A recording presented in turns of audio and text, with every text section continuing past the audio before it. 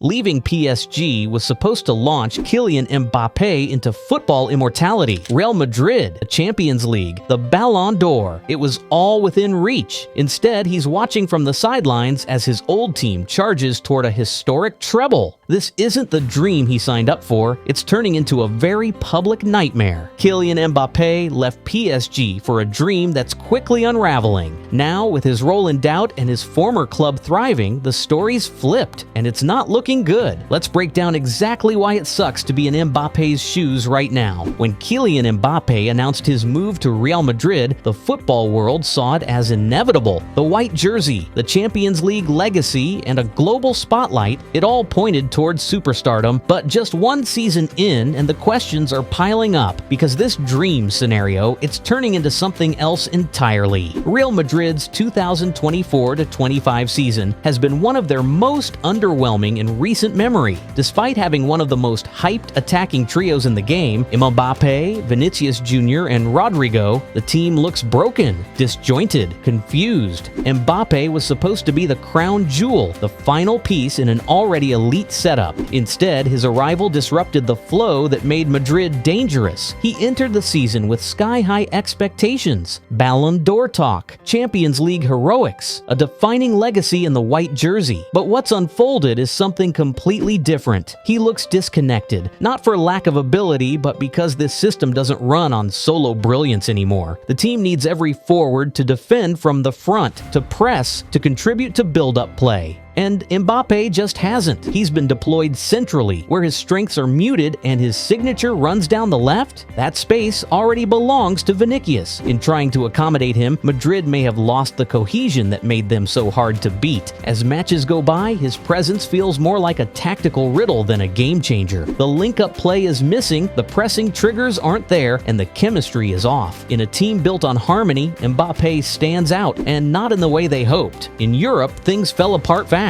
Real Madrid, 15-time Champions League winners, somehow finished 11th in the group stage rankings. 11th. That's not just below standard, that's crisis territory. They were forced into a Champions League playoff, a stage the elite clubs never even touch. Yes, they edged past a struggling Manchester City in that one game, but that was it for the optimism. In the round of 16, they scraped past Atletico Madrid on penalties. Then came Arsenal in the quarterfinals, and that's when the wheels came off. Over two legs, Arteta's side dominated. They pressed, they blocked, and they picked Madrid apart. Mbappé barely saw the ball. It was a repeat of everything that frustrated him at PSG, being isolated, outnumbered, and tactically neutered. But what happened next wasn't just unexpected. It completely flipped the narrative around Mbappé's departure. After years of relying on individual brilliance, PSG found balance. They knocked out Liverpool and Aston Villa to reach the Champions League semi-finals, the same round that's haunted them during the Mbappé era. For once, it wasn't about who could produce a moment of magic. It was about the team moving as one. Their attacks were coordinated, their defensive shape disciplined, and their transition sharp. Every player understood their role, and no one was waiting for a superstar to save the day. It was the kind of balance that PSG chased for years but never achieved when everything revolved around Mbappé. Ironically, it took his departure for the collective to finally emerge. This wasn't just improvement, it was evolution. They didn't just survive without him. They leveled up. Under Luis Enrique, PSG stopped being a highlight reel and became a system. The superstar-shaped hole Mbappé left behind filled quickly with two high-energy attackers, Kvaratskhelia and Desire, who added versatility, pressing intensity, and tactical variety. They were less predictable, more disciplined, and crucially, they could defend from the front. Enrique brought in structure, made pressing a priority, and built an attack that didn't lean on any one player. And the results speak for themselves. PSG clinched League One with 0 losses and just 5 draws, a record-breaking title run, and now they're 90 minutes away from a Champions League final, one that Mbappé, watching from Spain, can only dream of. And if you think that stings, wait until you hear how his spot at Madrid isn't even guaranteed next season. Back in Madrid, the narrative is spiraling. Domestically, they lost the Supercopa and Copa del Rey, both to Barcelona. They're now trailing in the La Liga title race, dropping points to mid-table sides like Betis and Valencia. And while the coach, Carlo Ancelotti, hasn't changed, changed, the team clearly has. The sharp edge Madrid once had in tight league games is gone. Matches that used to feel like inevitable wins now drag into uncertainty. There's hesitation in the final third, confusion in midfield rotations, and a lack of bite off the ball. Opponents aren't afraid to take the game to them anymore, and why would they be? The aura is fading, the goals aren't flowing, and the tactical control they prided themselves on has been replaced by reactive football. Last season, Real Madrid looked like a complete unit. Jude Bellingham was a revelation, thriving as a high-energy, attacking midfielder. Vinicius Jr. had freedom on the left. Rodrigo and Valverde brought balance. Kroos and Modric controlled games with calm authority. The system clicked. So what changed? Kylian Mbappé arrived. Ancelotti gave him immediate priority. He reshaped the attack around Mbappé as a central striker, a role he doesn't naturally fit. Bellingham was pushed deeper. Vinicius had to adapt his movement, and suddenly, the fluid, lethal Madrid attack became predictable and clunky.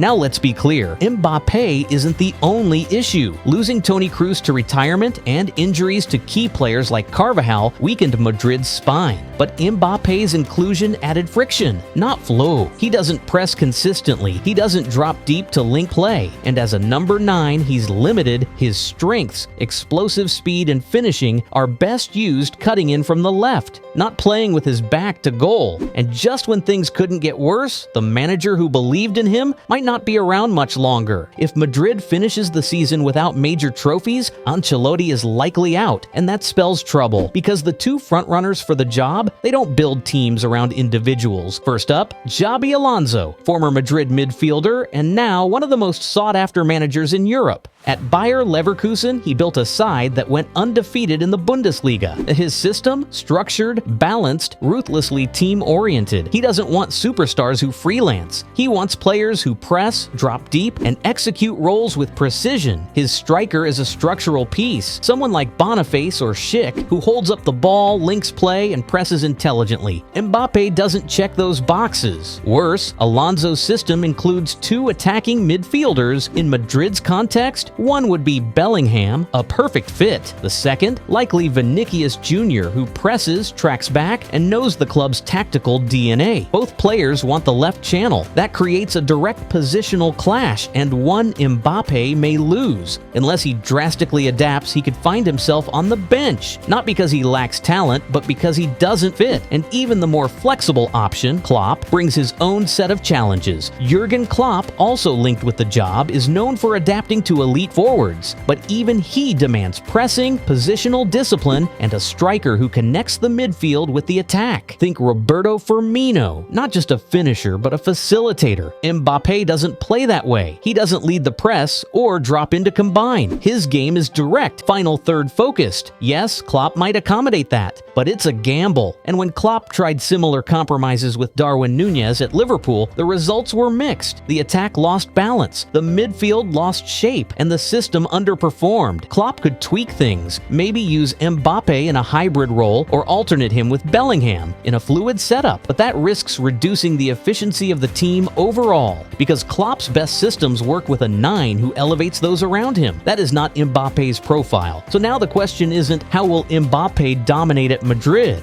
It's, will he even start? And this is why it sucks to be in Mbappé's shoes right now. He left PSG to chase Champions League glory, and he's now watching them chase it without him. He left to be the main man at Madrid, but he might be the odd man out. The team he once carried is thriving. The team he joined is collapsing. The identity crisis in Madrid is real, and so is the uncertainty around his role. It's a harsh twist of fate for one of football's most marketable stars, but this is the new era of football, one where systems matter more than superstars. What do you think? Will a coaching change fix Madrid's problems, or is Mbappé just the wrong fit entirely? Let us know in the comments. And if you enjoyed this breakdown, don't forget to like, share, and subscribe for more deep dive football analysis. Thanks for watching. See you in the next one.